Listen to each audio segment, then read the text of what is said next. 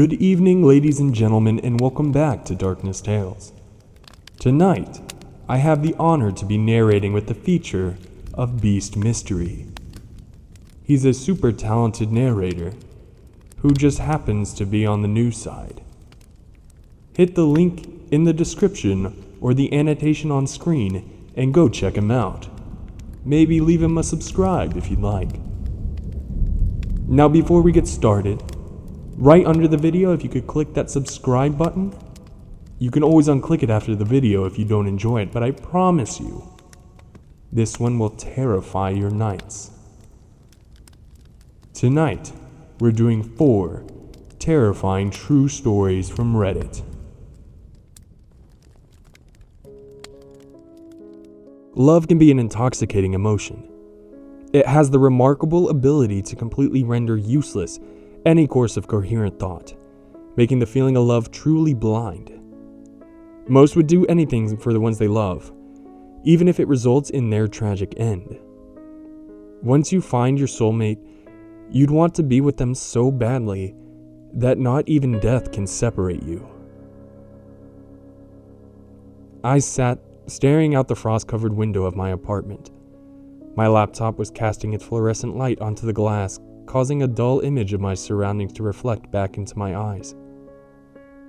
Just as I was beginning to lose myself within my daydream, I heard a loud bing coming from my computer. Someone had messaged me in the chat room. I turned my attention to the screen and smiled when I saw the username DarkRaven93. For about 5 months now, we've been in a serious relationship. The only problem is that I had yet to see her face. Tonight, that was going to change. We arranged a webcam meeting for 9 p.m., and it was now 8:43. DarkRaven93. Hey, sorry I'm so early, I just couldn't wait to talk to you. Hope that's okay? CoolGuy42. No need to apologize, we are dating after all. I'm actually glad you messaged me. DarkRaven93. I'm so happy to hear that. I'm setting up my webcam now. I'm so excited. I haven't used this thing for a while now. I hope it still works. CoolGuy42. I set up mine about an hour ago. Mine's pretty old too. DarkRaven93. An hour ago? You must really want to see me. Be right back. I have to go grab the USB cable for this thing. DarkRaven93 is offline. I felt so lucky to have someone like her. She was so vibrant, so lively. To be honest, I wouldn't care if I ever saw her face. Her personality is what made me fall in love with her. I stared at the clock. It was now 8:54. Only 6 minutes until we'd finally get to see each other for the first time. The minutes ticked away at an apathetic pace, and I was beginning to get a bit antsy. The moment I heard that all too familiar bing, my heart suffocated inside of my chest. It was 8:59. DarkRaven93. Hey, I'm back. Miss me? CoolGuy42. I sure did. Got everything set up? DarkRaven93. Yep, took a bit longer than I thought it would. I definitely have no future in tech business. Okay, calling you now. Get ready to answer. A chat box popped up with the words, DarkRaven93 is calling. Do you accept? I quickly clicked accept and heaved a deep breath. She was beautiful. Her long, wavy black hair flowed past her shoulders. Her pale skin radiated with a pink hue from the dim lighting on her laptop. Her eyes glowed a soft shade of green, and her lips were stained with bright shade of red. She was stunning. I felt luckier than I had a few moments ago. So what do you think? Is this how you imagined I'd look? She flashed a smile as vivacious as I envisioned it to be. I think you're beautiful. I managed to stutter out the words with a shaky vibrato in my voice. I couldn't believe a video chat governed such timorous behavior. She began to laugh, which managed to make me even more nervous than before. Oh, well, you're not too bad yourself. She paused for a moment, biting loosely into her bottom lip. I'm glad we finally got to see each other. Yeah, me too. We continued talking for a while, and it was quite enjoyable. We talked about our hopes and dreams, our plans for the future. We even talked about the chances of us moving in together if the circumstances ever allowed it. Everything was going the way I thought it would, until her laptop began to glitch. A distorted image of her beautiful face was now present before me. A loud static echoed from the speakers as she tried to speak. Hey, I think something's wrong with your webcam. It's completely blurred. I can't see you at all. The audio's pretty bad as well. Wrong. You here? No. She tried to speak against the static, but it was swallowing her words like a boa gulping its prey. I was about to type in the chat when a horrifying image burst onto the screen.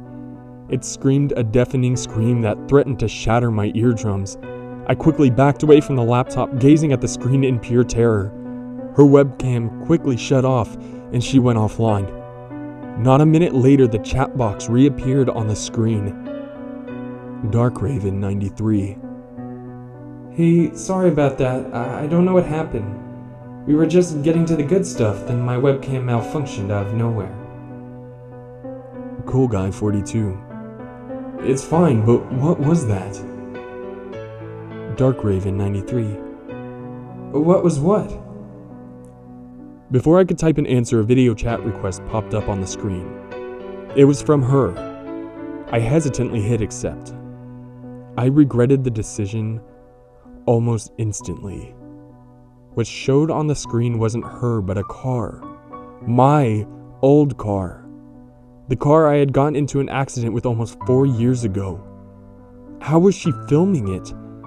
I had the car scrapped right after the accident. I couldn't pay for the repairs. The image quickly changed to an askewed photo of a woman lying on a gurney. Her face was mangled, her jaw almost separated from her face, her body twisted out of proportion. I couldn't believe what I was seeing. It was my ex-girlfriend. The day of the accident, she was with me. We'd been drinking that night. She warned me not to drive, but I thought I could handle it. She died almost instantly after we crashed. I panicked. I didn't want to go to prison for causing her death, so I covered it up.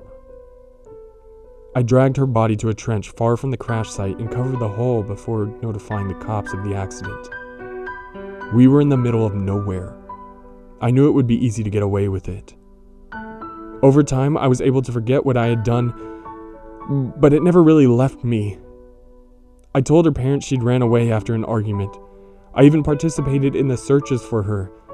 They never found her body.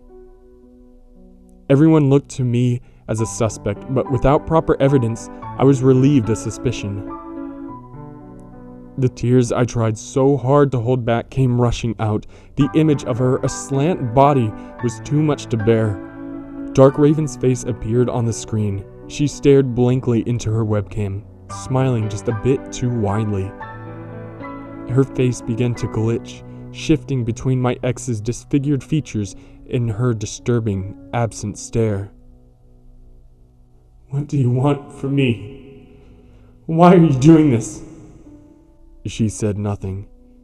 Do you want an apology? Fine. I'm sorry, okay? I didn't mean for you to die. I'm sorry I covered it up. If I could do anything to change things, I would. She unhinged her mouth. It switched between my ex's tattered jaw and Raven's intact one. I just want to be with you. I came back because I love you. We were going to be together forever. We still can. Her voice sounded as though she were trapped in a matrix. She glanced over in the direction of my pocket knife. My eyes widened. I'm not killing myself for you. But don't you love me? Her voice deepened, almost sounding demonic. Make up for what you did, and set things right. She began to raise her decrepit hand to the screen and slowly pushed it through. I screamed, falling backwards in my chair and cowered in fear on the ground.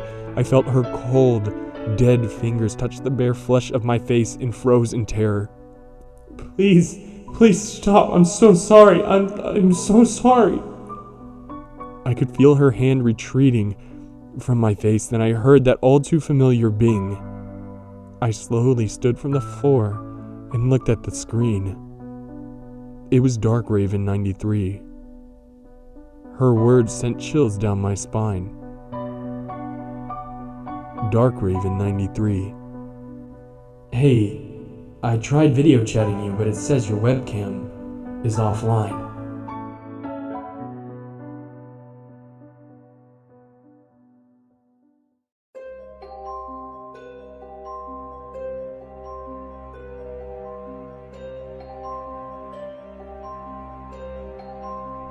This was going to be short, but the memory sprung into my mind a couple days back, and I thought it would be worth sharing.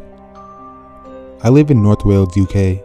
For anyone who has had the pleasure of visiting, it truly is a beautiful place to live, though for an adolescent boy, it is certainly lacking in things to do. As a result, my friends and I would often find ourselves mindlessly exploring areas of countryside and coastline. Despite it being quite sparsely populated in comparison to the closest cities, there's a dual carriageway running right along the coast from Wales into England. Also, train tracks run along this road for most of its course, occasionally passing overhead via a small cement bridge. Anyway, there was one night a few years ago when about 4 of us randomly decided to try and explore the inside of one of these bridges, as one of the group had observed a manhole cover nearby, which we believed to be the entrance. On closer inspection, we discovered that several tools would be required in order to gain entry. We returned with the necessary equipment and proceeded to unbolt the cover. This had to be done stealthily, as the train track was right beside us. Not close enough to be of any danger, but definitely a sufficiently small distance to cause panic for any train driver, and panic usually means police. It wasn't long before we had removed the heavy steel disc and had started descending the ladder down into the structure. Once we had all safely reached the bottom, we decided to progress to the other side. At this point, we are totally confined into the narrow space that leads into the main area. If you are confused as to what the hell this quote-unquote bridge is supposed to be, you probably should be, because it was rather peculiar. I mean, I would have never known there was even an inside had we not found the manhole. So as we squeeze and crouch and at one point scrape along our bellies to the other side of the structure, there is a growing sense of claustrophobia between us. The distance from one end to the other is surprisingly long, but by the halfway point, you can look down through narrow gaps onto the motorway below. This was actually pretty cool, which helped keep us calm in a strange way. At this point, apart from the mild discomfort and confinement, we were still just a group of guys on an adventure. This was about to change dramatically. No more than a few meters beyond halfway, one of us claimed they could see some object in the distance at the far end. Slightly, hesitantly, we agreed to investigate. Bad move. I reached the end first, and let me tell you, I have never felt the same sense of dread, before or since. In front of me was a single foldaway chair positioned facing a wall.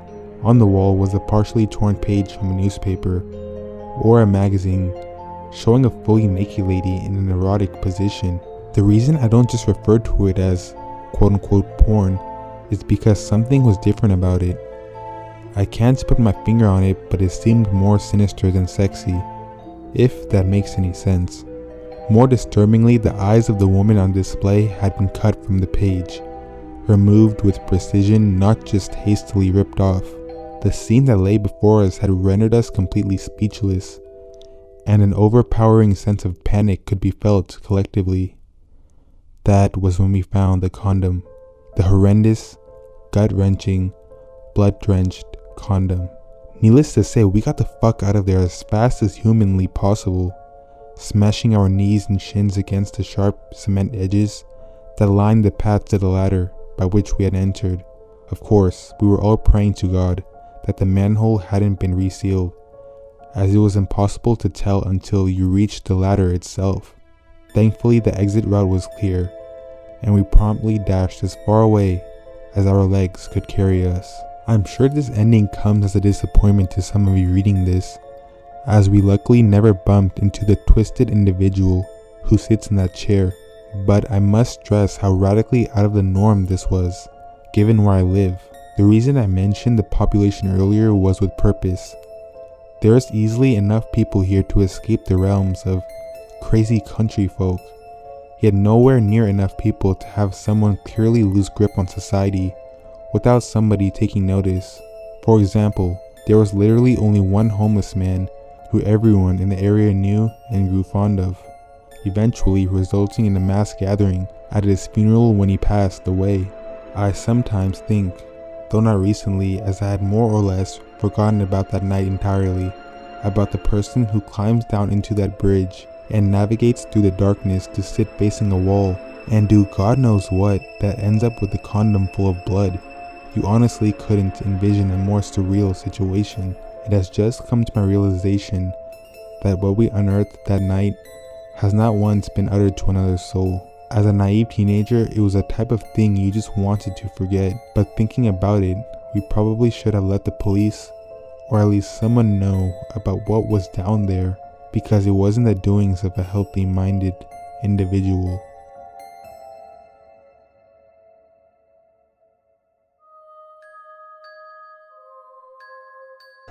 I was the average teenage cheerleader in high school, and you know how high school is. I went to a party, and 18 of us decided we would play spin the bottle. The rules are simple. If the bottle lands on you, you have to kiss the person in a closet. One kid spun the bottle and it landed on me. I went in the closet hesitantly, and when in the closet, something made my contacts pop out.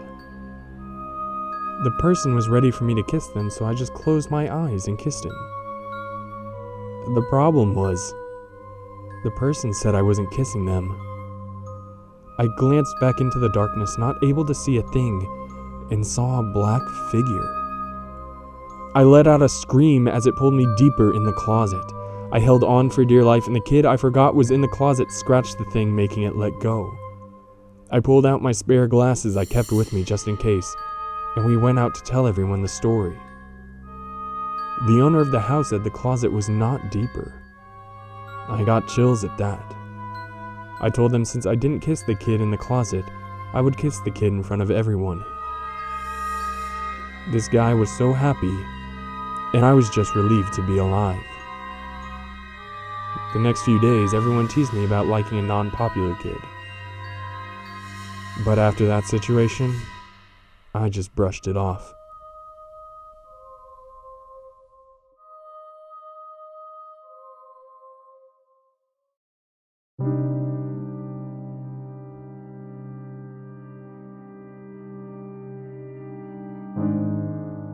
This happened 2 nights ago, so I'm still replaying it over and over in my head. I thought this would be a good place to share. I'm a pretty predictable person with a predictable schedule, so I'm not sure if this was a random occurrence or if someone knew my nightly routine.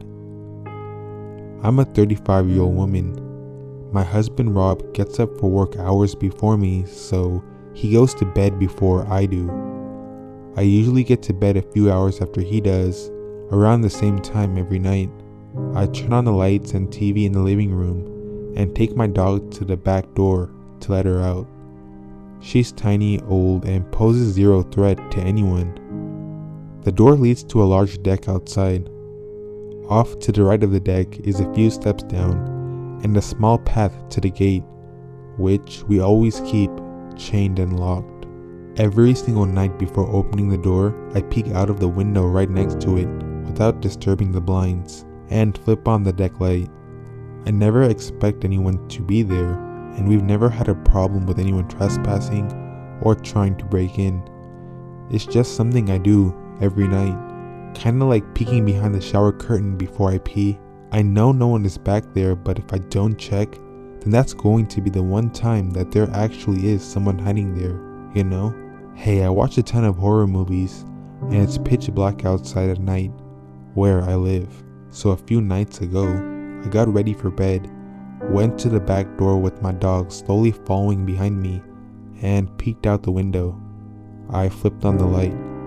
My heart jumped into my throat when I saw a skinny, dirty guy in his 30s or 40s standing off to the side of the door, facing it. I see him raise his arm up and hold a screwdriver above his head as soon as the light went on, preparing for someone to open the door. I screamed, "Rob, get up, get the gun," as loud as I could, which startled the guy, and he jumped over the rail of the deck and ran.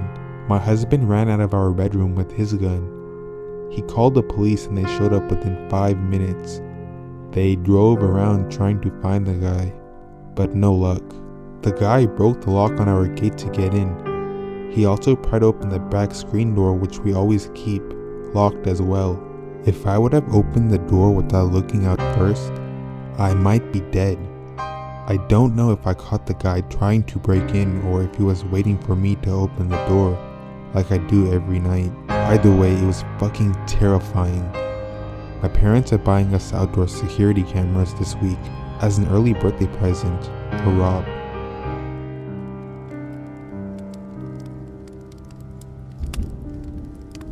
Well, I do hope those stories were enough to give you shivers for the night.